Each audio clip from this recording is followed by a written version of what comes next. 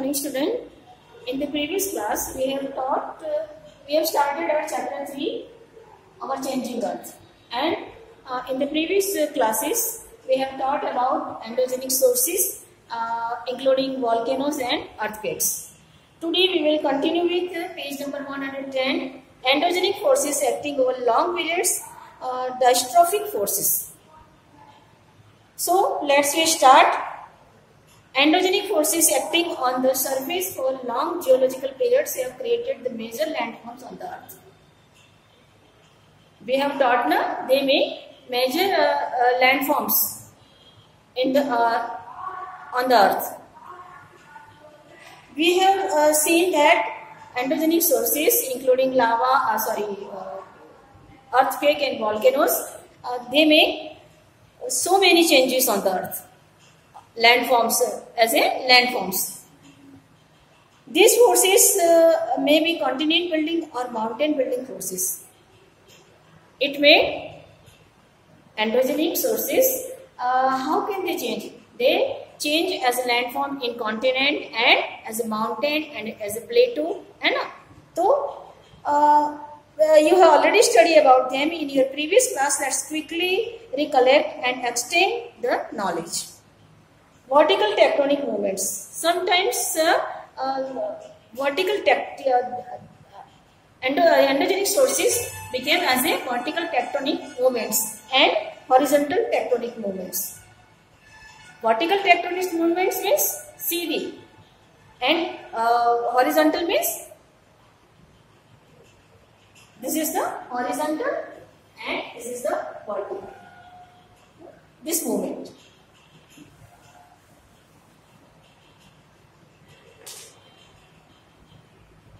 Vertical tectonic movements may be responsible for upliftment or subsidence of large areas of the Earth's surface. Vertical movements affect the large areas of the Earth's surface. They have resulted in formation of continent and plateaus due to structural upliftment. अगर vertical tectonic movements होता है, सीधा movements होता है, तो कैसे landforms को create करता है? सीधा ही movement होता है, उसमें या तो continent. We have 7 continents ना, तो फॉर्मेशन है वो इंटरनल जो चेंजेस होती हैं उससे लैंडफॉर्म्स वो क्रिएट होते हैं. ठीक है, तो वो कभी कभी कॉन्टिनेंट में वो क्रिएट हो जाता है, फॉर्मेट हो जाता है, कभी कभी वो प्लेटोस में फॉर्मेट हो जाता है जब वर्टिकल टेक्टोनिक मूवमेंट्स होती हैं इंटरनल साइड में. Sinking of particular areas in compression of surrounding land creates depression and basins. Horizontal tectonic movements may act tangentially on the Earth's surface in particular areas. They may be compressional, pushing towards, or tensional, stretching in nature. They result in folds and folds.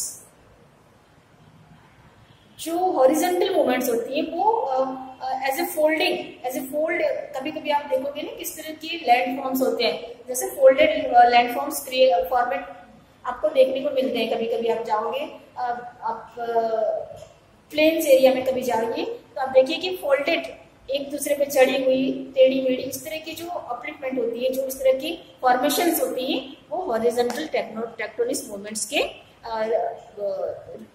Due to its made it from horizontal tectonic movement. The endogenic forces of the earth are not always destructive. तो आपने देखा endogenic forces जैसे earthquake, volcano, it is the destructive changes है ना, destructive forces of the forces on the earth surface.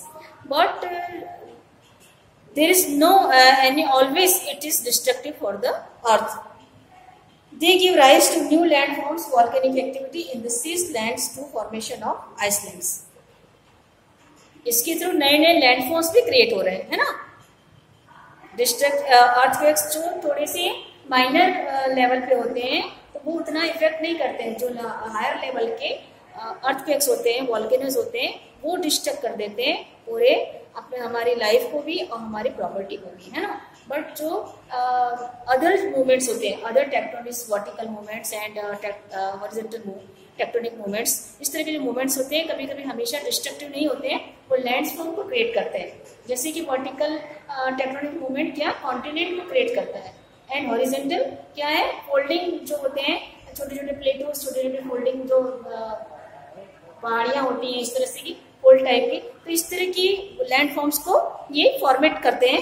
तो इस तरह से हमेशा डिस्ट्रक्टिव नहीं होते हैं एंडोजेनिक फोर्सेस जो है अर्थ के लिए, कभी कभी वो नई नई चीजों को राइज करते हैं, नए नए लैंडफॉर्म्स को वो राइज करते हैं।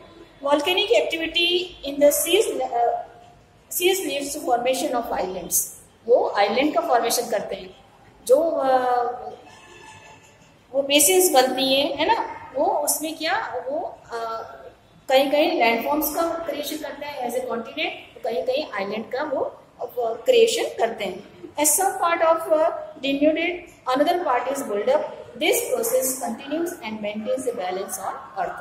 कहीं का पार्ट जो डिस्ट्रक्टिव होता है वो कहीं का पार्ट लैंडफॉर्म्स बन जाता है, तो इस तरह से कहीं का डिस्ट्रक्शन कहीं का क्रिएशन होता है। इस तरह से वो धीरे धीरे ये सर्कल चलता ही रहता है और अर्थ का जो बैलेंस है वो बना रहता है, कंटिन्यू रहता है।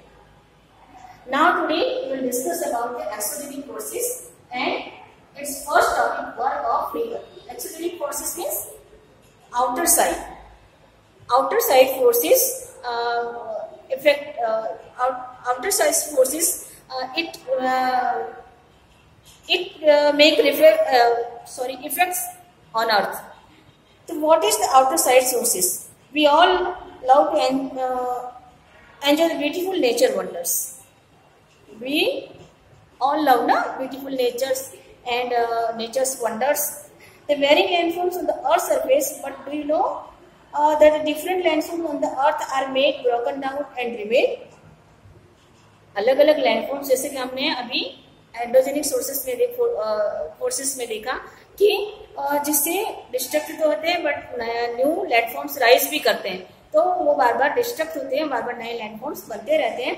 तो इस तरह से बार बार अर्थ ब्रेक डाउन होता है, बार बार वो नया क्रिएशन रिमेड हो जाता है। The landscape is exposed to the force of nature. It is being continuously worn down by external forces, also termed as exogenic forces. Endogenic forces is internal forces and exogenic forces is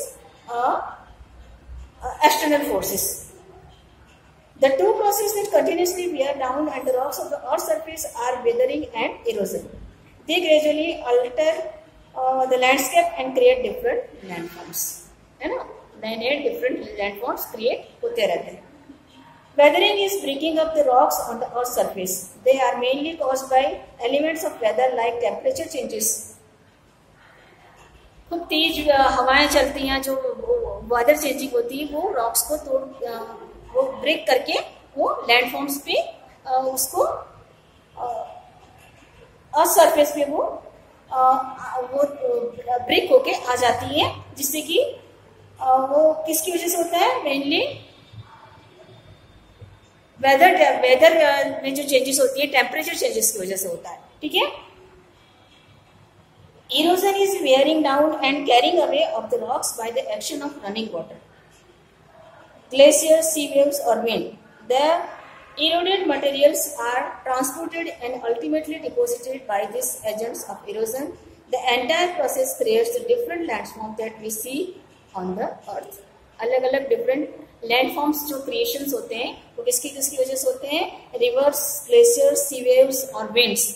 ये सारे जो इसकी वजह से जो erosions होते हैं, तो कहीं पे जो डिस्ट्रक्शन होता है वो कहीं का क्रिएशन होता है। तो अलग अलग तरीके का जो डिफरेंट टाइप का जो हम लोग लैंडफॉर्म्स देखते हैं उसका रीजन कौन है, ये sea waves, winds and glaciers and weather, temperature and all other external forces of the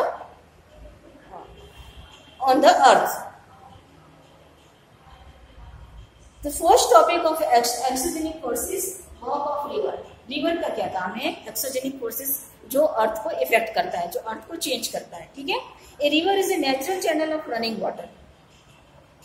river is a natural channel, मतलब ये एक रनिंग वाटर, हमेशा उसमें पानी रन करता रहता है, मतलब वो कंटिन्यूस उसमें बना रहता है, उसका प्रोसेस कंटिन्यूस चलता रहता है। As a river flows it erodes the landscape. जब रिवर फ्लोज होती है बहुत तो लैंडस्केप को इरोज करती हैं. It erodes the landscape. It carries along these loads of rocks, stones and other particles with itself.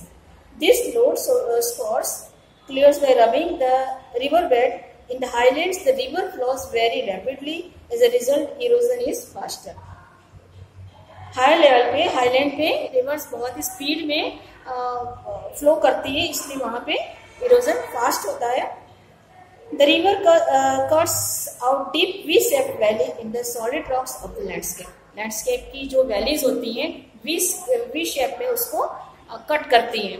वो फास्टली जो वो फ्लो करती है तो लैंडस्केप को इरोज करती जाती है, उसको कट करती जाती है. वो वी शेप में उसको वो लैंडस्केप का फॉर्मेशन होता है, वो वैली टाइप बनती है.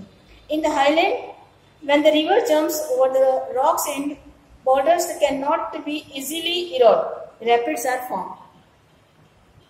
A waterfall is created when the river plunges down from great heights at the edge of a highland or a steep valley.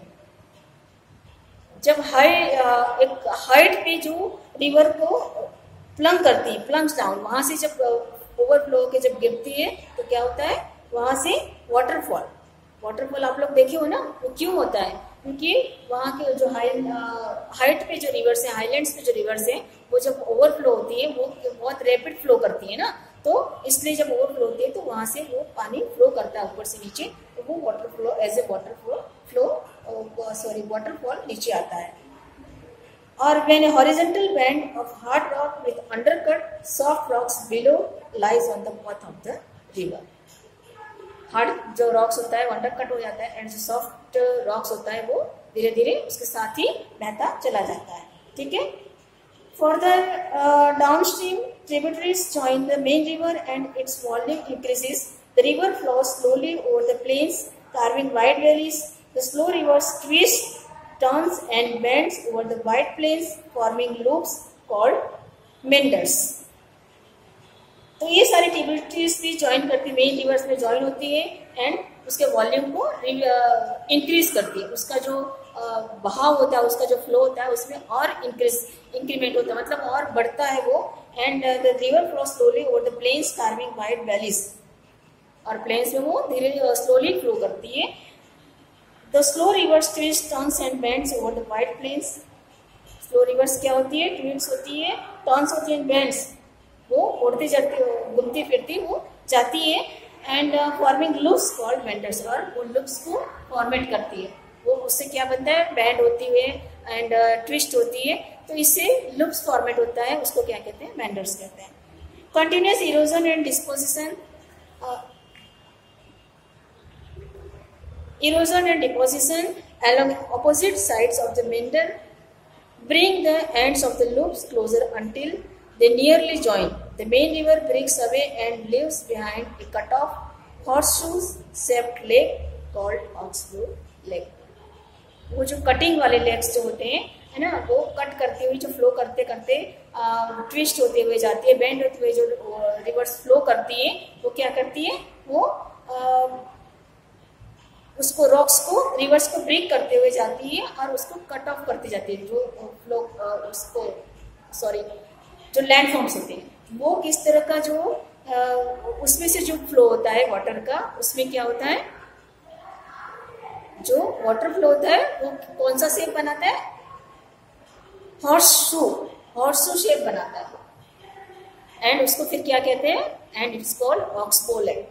You can see in your book, this type of shape, it is called oxbow lake. This is the types of oxbow lake.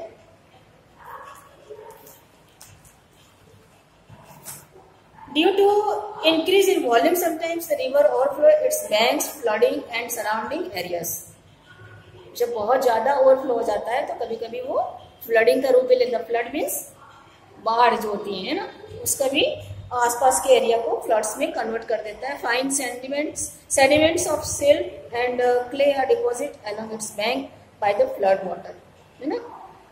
As a result a flat fertile alluvial flood plain is form. As more deposition take place along the sides of river, raised embankment called levees are formed. As the river approaches the sea, the slow-moving river deposits its heavy land of sediments which it can no more carry. Deposits cause the river to break up into distributaries and the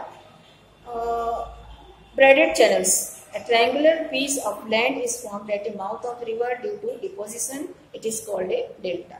triangular type का जो एक shape बनता है, आप लोग यहाँ पे देखिए, ये सारे फ्लोज की वजह से है ना, तो ये ट्रायंगुलर टाइप का पीस ऑफ लैंड क्रिएट होता है, फॉर्म होता है, उसको the mouth of the river due to deposition के थ्रू होता है, and so it is this type of formation called delta.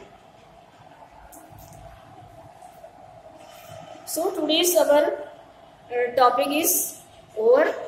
We will continue this chapter in the next class with next topic. Thank you.